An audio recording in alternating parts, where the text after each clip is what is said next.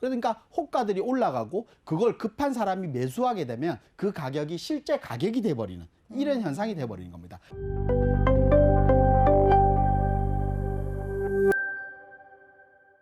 오늘은 대표님 어떤 키워드로 좀 준비를 해 주셨나요? 네, 오늘 키워드는 거래 절벽입니다.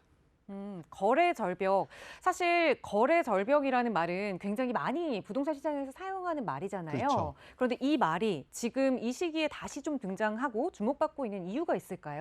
아마 정부에서 말하는 많은 공급 대책, 뭐 최근에 발표된 이사 공급 대책이라든지 아니면 정부에서 내세우는 이런 대책들 때문에 대책이 나오는 시점이 되면 매도자든 매수자든 좀 거래를 주춤하는 것 같습니다. 특히 매도자 입장에서는 불안한 심리가 생기는 것 같고 매수자 입장에서도 공급 대책이 발표되었기 때문에 지금 올라가 있는 부동산 가격이 좀 떨어지지 않을까라는 생각을 가지게 되는 것 같습니다. 그러다 보니까 좀 더 매수자 입장에서는 눈치 보기를 하게 되는 거고 또 매도자 입장에서는 시장에 물량이 없기 때문에 매도자 우위 시장이기 때문에 매수자를 눈치 보기보다는 매수자를 좀 고르는 편인 것 같고 또 여기다가 뭐 전세가 상승으로 하는 전세 물량이 꽉 찼기 때문에 임대차 3법에 의해서 전세가 계약갱신 청구권이 된다라고 하면 2년 내에 나올 물건이 4년 동안 묶이게 되면서 좀 거래 절벽이 일어나지 않나. 그래서 최근에 거래 절벽 얘기들이 나오지 않나 싶습니다.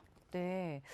이 매도자 우위 시장에서 거래 절벽 현상이 나오면 매수자 입장이나 그리고 세입자들 입장에서는 굉장히 좀 마음 졸이는 상황이 이어질 것 같은데 지금의 이 거래 절벽 현상 계속 이어진다면 우리 시장 그리고 앞으로 시장에는 어떤 흐름이 좀 이어지게 될까요? 네, 지금 거래 절벽이 일어난다고 하지만 표를 보시면 거래 절벽이 일어난다고 하지만 지금 보면 한국 평가원에서 내온 자료를 보면 0에 가까울수록 공급과 0에 가까우면 이 100일 경우가 공급과 수요와 공급이 일치하는 시점입니다. 그러면 가격이 오를 수가 없겠죠. 네. 하지만 100이 넘어가는 시점이라고 하면 수요가 훨씬 더 많다는 얘기입니다. 최근에 그 수요가 조금은 꺾여 있긴 하지만 1 정도 꺾여 있긴 하지만 네. 실질적으로 110이 넘는 만큼의 그러니까 공급이 100이 있다라고 하면 수요가 110일 만큼 이미 수요가 10이 넘어가는 상태를 이루고 있는 것입니다. 네. 이러다 보니까 매도자 입장에서는 호가들을 올리는 시장으로 보이게 되겠죠. 그러니까 호가들이 올라가고 그걸 급한 사람이 매수하게 되면 그 가격이 실제 가격이 돼버리는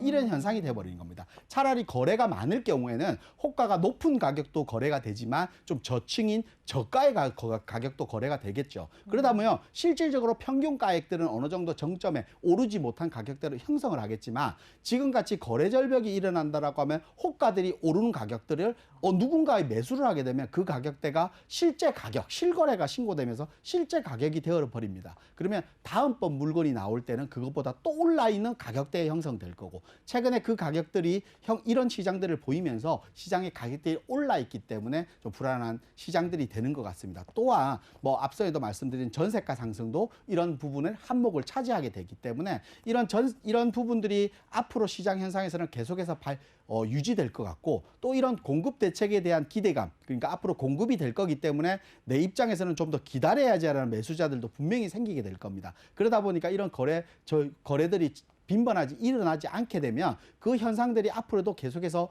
좀 더 심화되게 되는 현상들을 보이게 되는 것입니다. 그만큼 앞으로 시장들이 좀 불안한 시장으로 더 변하지 않을까 이런 걱정이 되는 현상입니다.